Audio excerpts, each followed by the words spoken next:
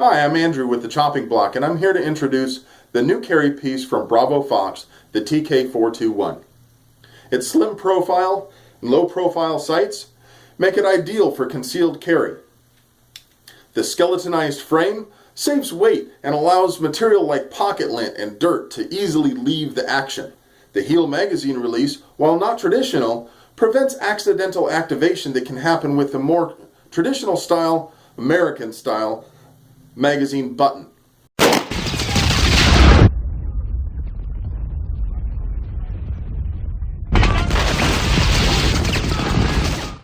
We had a chance to spend some time with it on the range, and while it does have an extensive break-in period, that's not uncommon for a tightly fitted, semi-custom piece like this. The nice thing about that break-in period is that the constant malfunctions give the operator opportunity to train for stoppage drills and get to know their piece a little bit better. Yeah, but what if YouTube gun channels were 100% honest? This is a piece of garbage.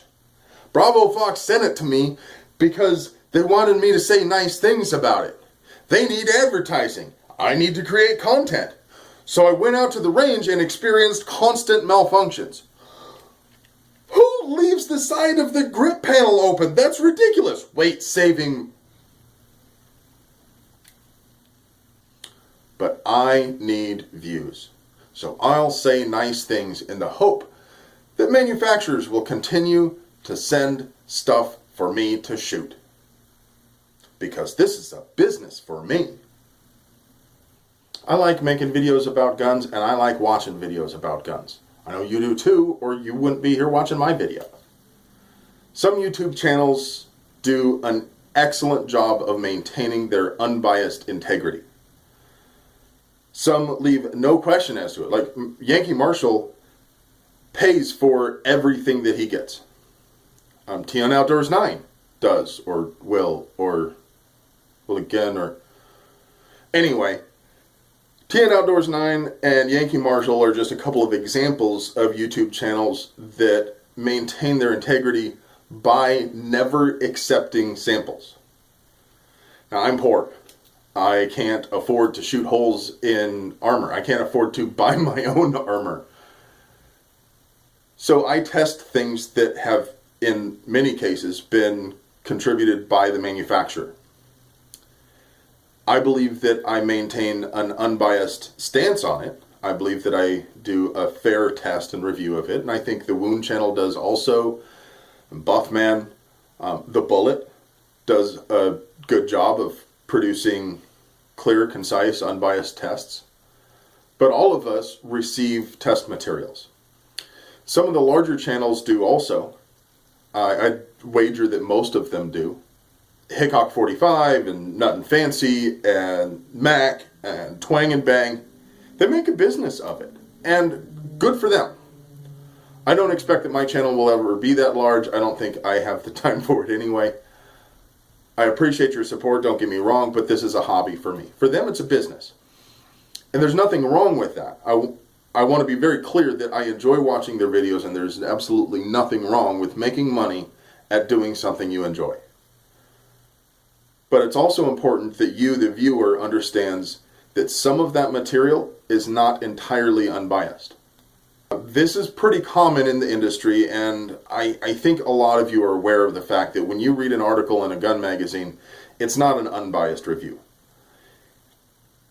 American Rifleman might be the closest to an unbiased review that you can get, but make no mistake, everything you read in there is an advertisement. If you read an article about a new handgun, right next to the advertisement for that handgun, there's no possible way that the editorial staff can be unbiased. They're receiving advertising revenue from the company that they're writing about. Likewise, YouTube gun channels can't possibly be completely unbiased. The bottom line is that YouTube gun channels often take promotional materials and even money in some cases from the manufacturers of the gun stuff. That undermines their potential for credibility. Some of them have been caught faking things, outright faking stuff.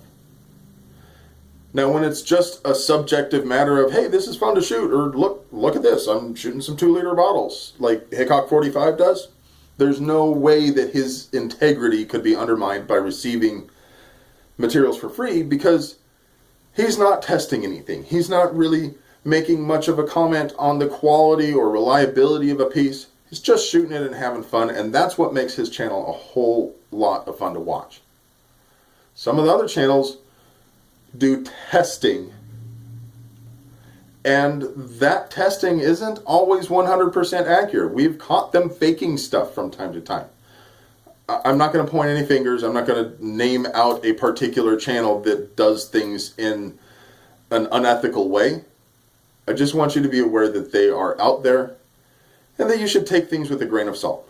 The bottom line is that most YouTube gun channels are ethical and maintain an unbiased perspective. Some aren't. Some intentionally obscure information to make the manufacturer of a product look better.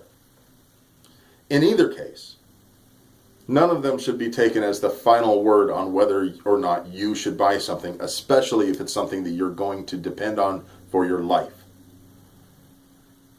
I do ammunition tests, but I test one round in most cases. That's not a statistically relevant sample size. It's interesting, and it puts things in a perspective that you might not get from other places, but it's not the end all be all. It is not by any means definitive. Just keep that in perspective. Take YouTube gun videos with a grain of salt. Thanks for watching this video. I appreciate your support of my channel. I will attempt to maintain my own credibility as much as I can.